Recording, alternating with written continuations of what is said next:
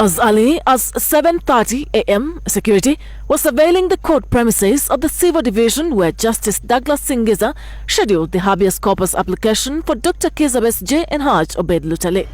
At 4 minutes past 9 a.m., the judge entered the courtroom to start proceedings, and in a few minutes, the frail Dr. Kizza Besigye entered the courtroom with prison officers side by side, walking carefully in red sandals.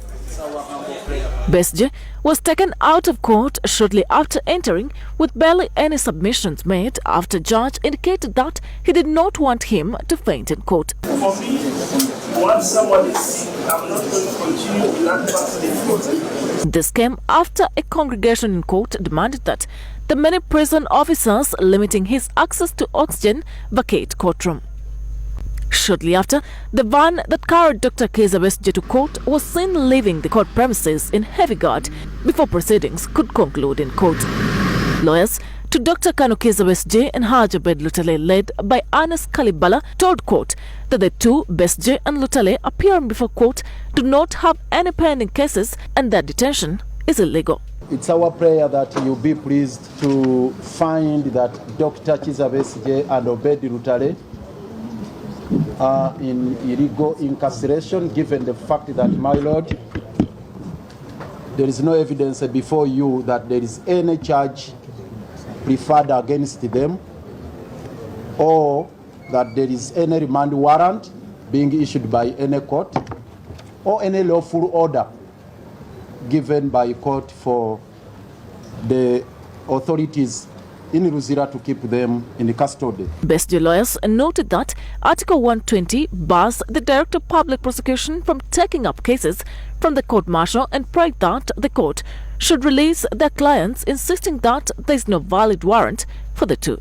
My lord, the Supreme Court did not say that those who are incarcerated should remain incarcerated.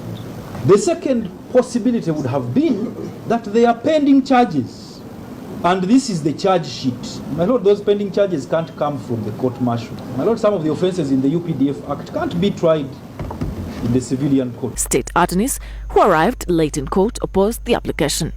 State Attorney Johnson Natuhera argued that if the Supreme Court wanted to cancel Lutaale and Besigye's remand warrant, it should have done so in the ruling.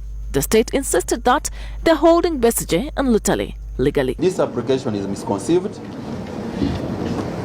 because the applicants are aware that they are in detention legally, and the state is not denying where they are.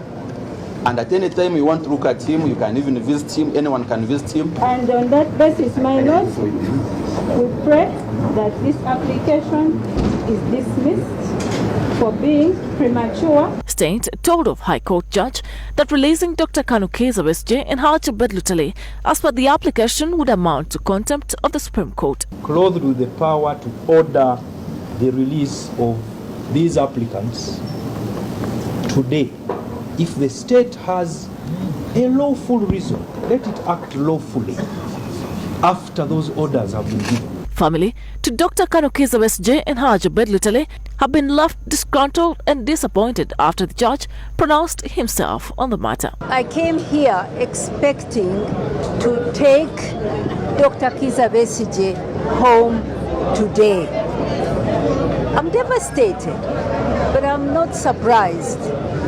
This cadre judge, shame on him. Shame on him to send back to jail a man whose health is deteriorating very fast.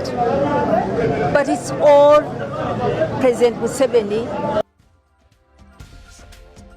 Let's bring in my colleague Shamim Nabakoza. Shamim, thank you so much for joining us. Would one be forgiven for appreciating or understanding all this to mean that a court remanded retired Colonel Dr. Kizza Besigye? Not at all. The High Court Judge Douglas Kizza has not authored any remand or any orders for Dr. Kizza Besigye to be taken back to prison. What we know for sure is that the matter came up for hearing today on the habeas corpus application, and the judge has said that a ruling will be delivered to the court on notice, but not later than 25th of this very month.